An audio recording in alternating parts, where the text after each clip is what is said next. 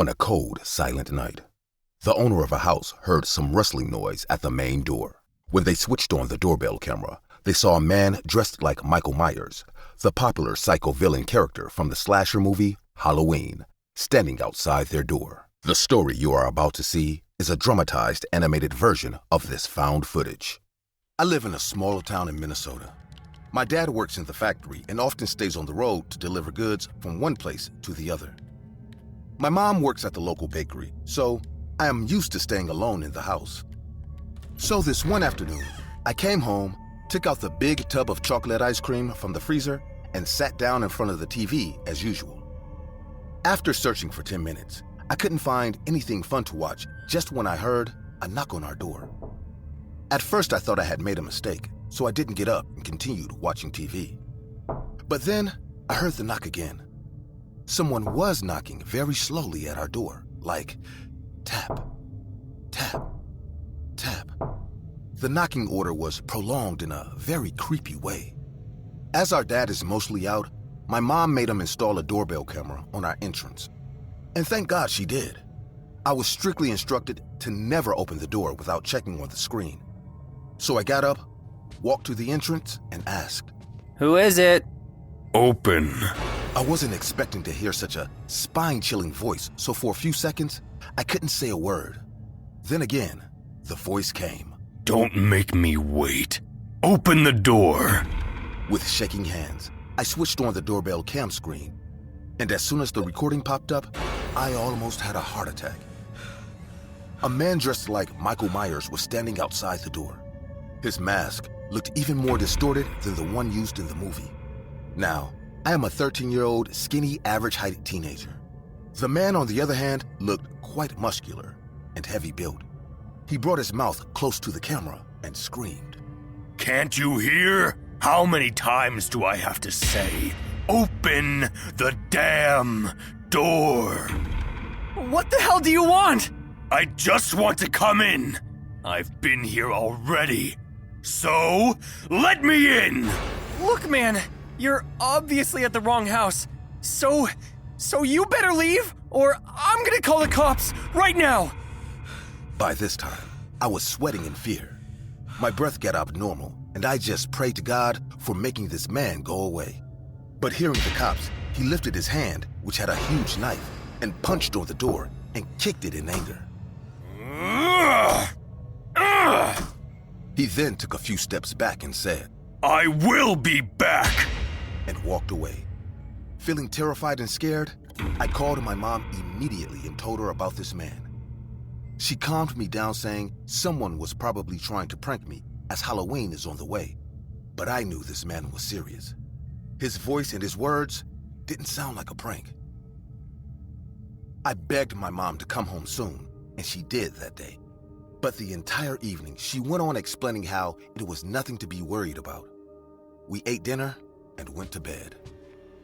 No matter how hard I tried to sleep, I just couldn't. Probably around 2 in the morning, I dozed off and heard a low creaking sound in my room. As I opened my drowsy eyes, my stomach dropped. My room door had been creaked open, and Michael Myers was standing there. His eyes were fixated on me, and he was breathing heavily, which made his chest go up and down like a hungry wolf. But the knife was missing from his hand. Just then, I thought about my mom, and my blood ran cold. I uttered in a shaking voice, How did you get in? "Because she opened the door."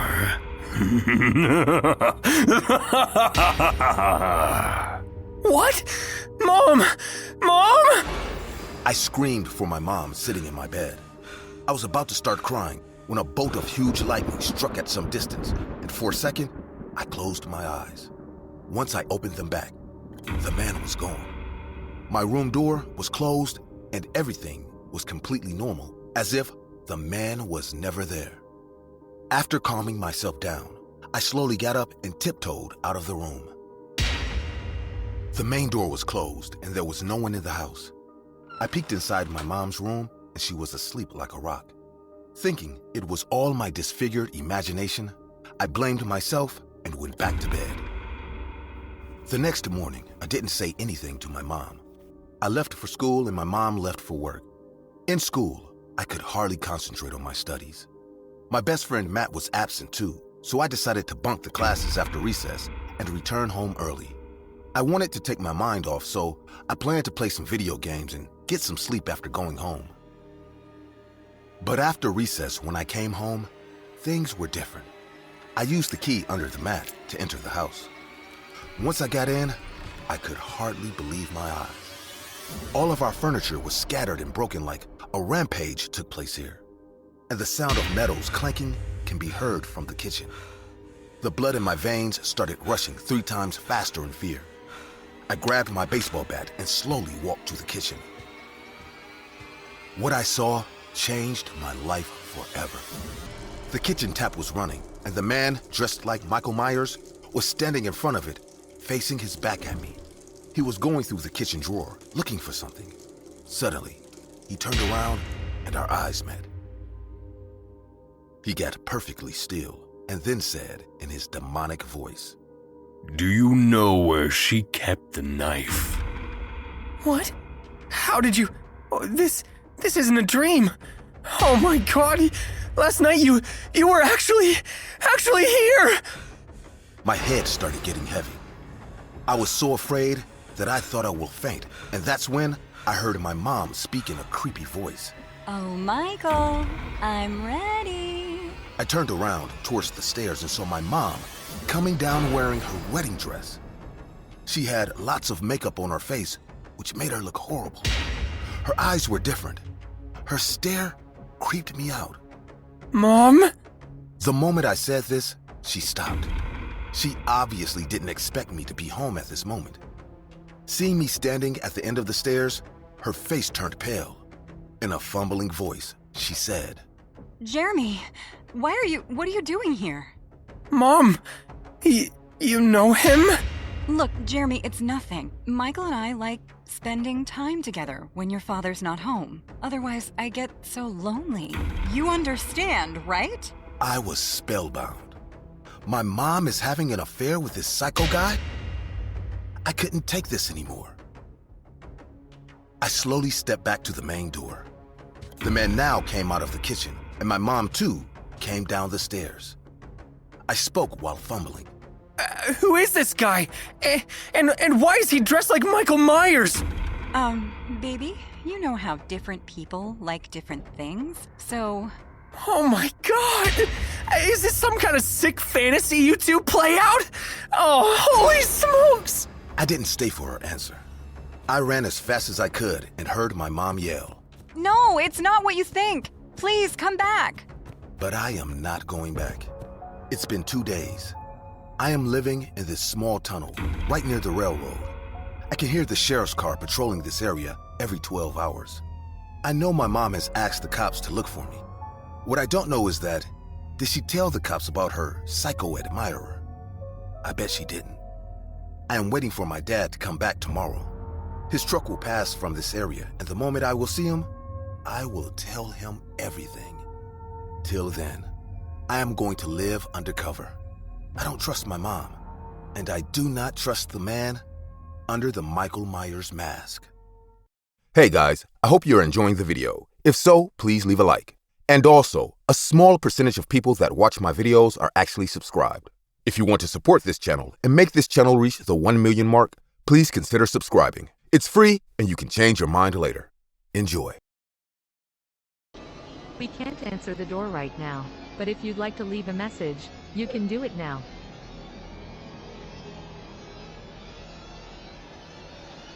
Hey, just wondering if you guys saw Lost Puppy.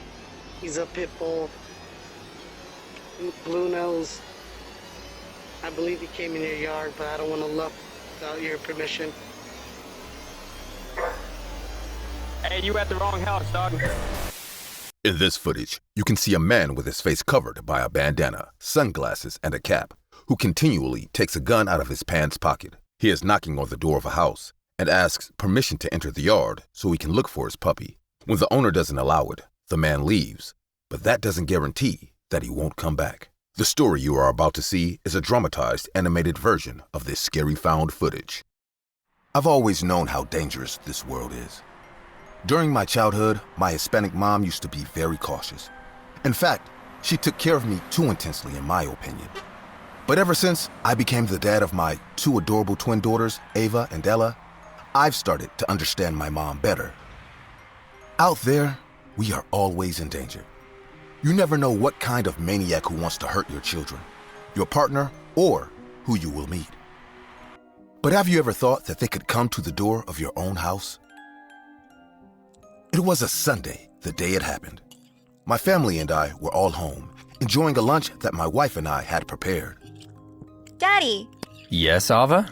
can Ella and I go play with the neighbor when we finish eating? We'll have to... Girls, we already decided to stay home today. Yesterday was a very tiring day. Wouldn't you prefer to stay here?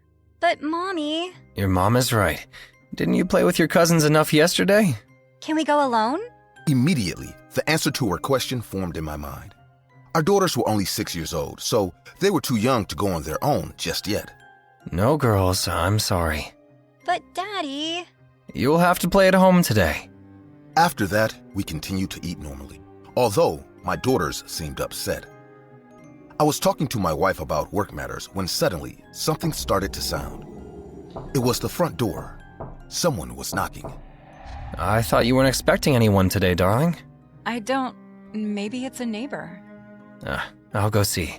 I soon got up and walked out of the dining room towards the front door of our house. Before I could get up, the person knocked on it again. Hey, just wondered if you guys saw Lost Puppy. He's a pit bull. Blue nose. I believe he came in your yard, but I don't want to look without your permission. Hey, you at the wrong house, dog. I carefully watched the man turn and walk away.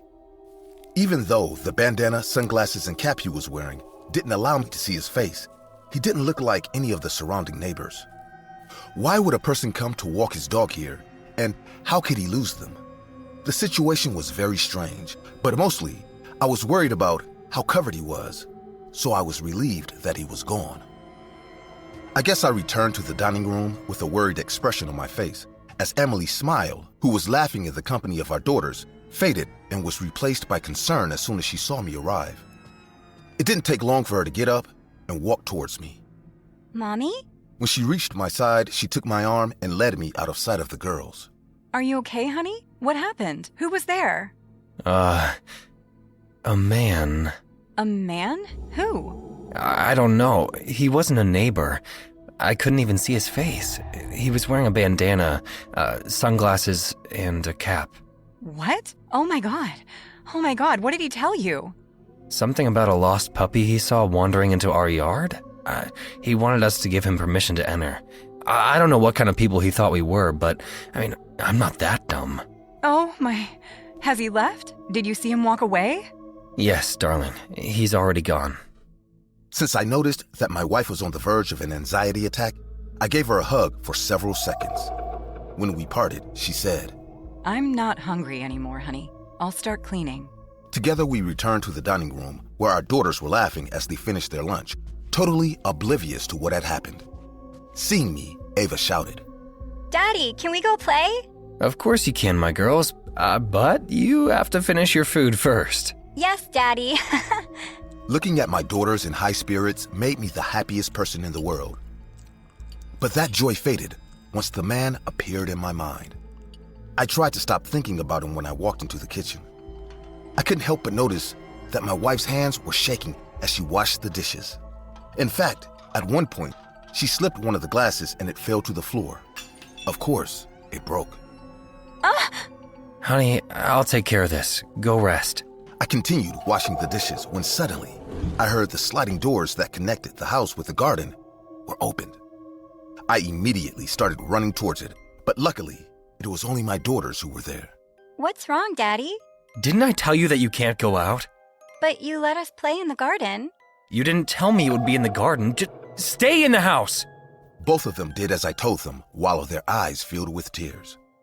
I didn't like yelling at my daughters, but I was really nervous. I started to take deep breaths to calm down when I began to hear something moving in the bushes.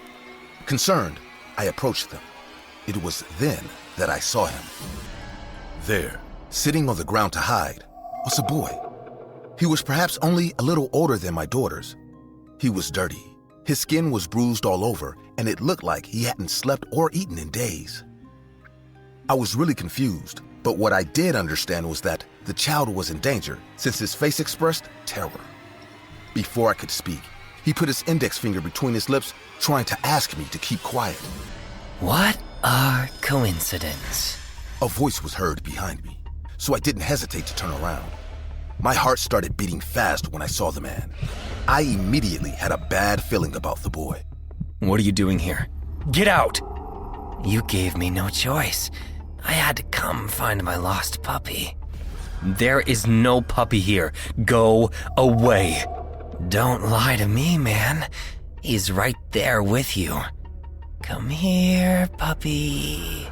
The boy looked at me with fear and began to cry while shaking his head.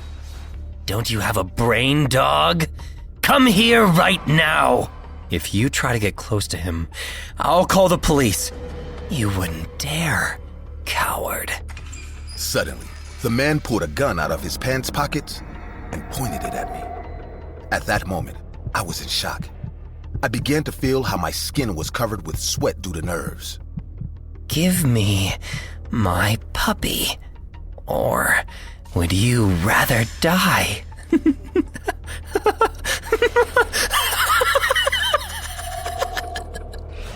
I didn't know what to do, so I stayed put.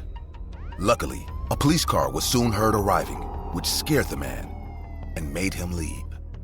Apparently, he had gone to the houses of other neighbors, and one of them had called the police. I soon took the boy with them and told them everything that had happened. We later learned that the kid was on the missing list after being kidnapped by that man. When he had the opportunity, he managed to escape and hid in the garden of my house. Police are still searching for that man. Meanwhile, I can't help but worry about my daughters. In fact, I still clearly hear the way the man called the boy puppy. Hello. Hi. Okay, who are you? Good. You need to leave. Out there. Out there. What? What's the stairs? Come on, where are you going? What's the stairs? Goodbye. In this video, we can see how a young man who seems to be under the influence of some drug wants to enter a house. The owner of the house manages to get him out before it is too late. What he didn't know is that this was not going to be the last time he would see him. The story you are about to see is a dramatized animated version of this found footage. My name is Alan, and I live in a small town outside the city with my daughter Susie, who is only 9 years old. Normally, this is a very quiet town. We know all the neighbors, and when someone new comes in, we immediately realize that they are not from here. The place is so safe that we even leave our cars unlocked and our bikes outside. We feel so safe that many neighbors even leave their front door unlocked, knowing that no one is going to break in. It's nice to live with that peace of mind. During that night, Susie was already in bed, waiting for me to go upstairs and tell her a bedtime story. I was going to go upstairs with her, but I heard a beep at the door. It was my camera alarm. Someone had tried to break in. Luckily, I had left the door locked that day. I still had the habit from when I lived in the city. The neighbors always questioned my locking the door and the fact that I had a camera on the door, but I told them that I would eventually get over it. In a lot of confidence in whoever was at the door, I approached and opened the door without asking who it was. Surely it was a neighbor who was locked out or needed some tools. When I opened the door, a young man was waiting on the other side. The young man was shaking, but he didn't look scared. His eyes were going in different directions as he was sweating. He didn't look angry, but he looked like a rabid animal that at any moment could have a screw loose. Hello. Hi. How are you, sir? Who are you? Aaron Reynolds. I'm a neighbor. Good. You need to leave. The man didn't answer me. He just stared at me. Out there? Out there. What's the water pressure? What? What's the water pressure? Come on, where are you going? What's the water pressure? Goodbye. What was that? As I watched the cameras, I saw how the man was still there, trying to force the door. He wasn't even trying to kick it or break it in. He was just trying to open it as if it was unlocked. I grabbed my phone to call the police, and as the number dialed, I turned to look at the camera again, and the man was gone. Over the next few days, I watched as the police passed the block over and over again.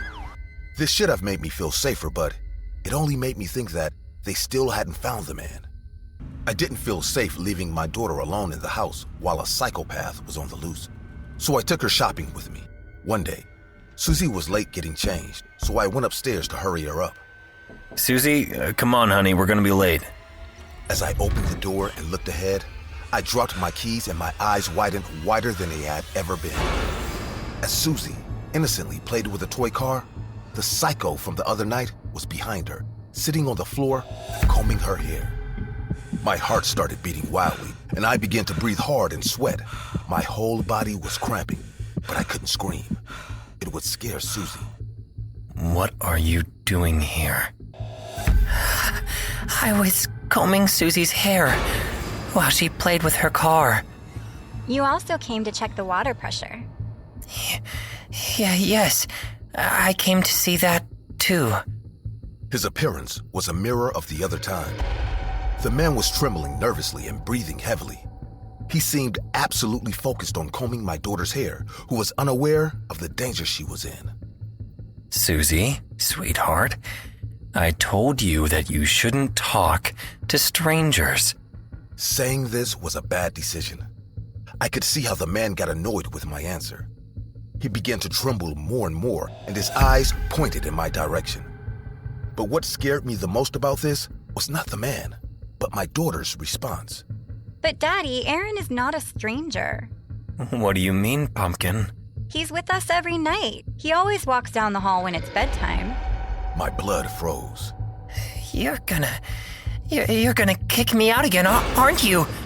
Aaron, can you come over here? I just want to talk. You're lying. You want to kick me out. Still combing my daughter's hair, the man turned red. He was breathing wildly like a caged monkey. His dirty fingernails started to tear the floor, and his gaze, lost, focused only to look at me furiously. Sir, I don't want to be rude, but I'm getting very upset. And when I get upset, I can't control myself. I get kind of mean. Slow down, Aaron. You're hurting me. This was a delicate situation. The only reason Susan didn't realize her life was in danger was that her back was turned and she couldn't see the man's face, who looked on the verge of collapse. No, not at all, Aaron. I just want you to help me check the water pressure. Oh, but I've already checked it. Well, I guess I can do it again. Come with me, Susie. I was about to say no, but this man could snap and hurt my daughter, so I went along with it. I walked alongside them, looking for an opportunity to attack the man, but it was impossible. I was too close to Susie. When we got to the basement, I opened the door and the man became happy and distracted. This was my chance. I pushed him into the basement and quickly closed the door. I pulled it with my whole body. Help! We're being robbed! Help! Dad, you locked him up. Let him go. He hasn't done anything. While my daughter was crying and pushing me, the man was kicking at the door desperately, trying to get in. At the same time, I was screaming, hoping someone would hear me. Alerted by my neighbors, the police soon arrived. The man's kicking and screaming were over, but when the police descended into the basement, I never expected what I was about to see. The basement was empty. A hole in the upstairs window and a pile of boxes not only revealed that he had entered through there, but we also found food on the floor and used sheets.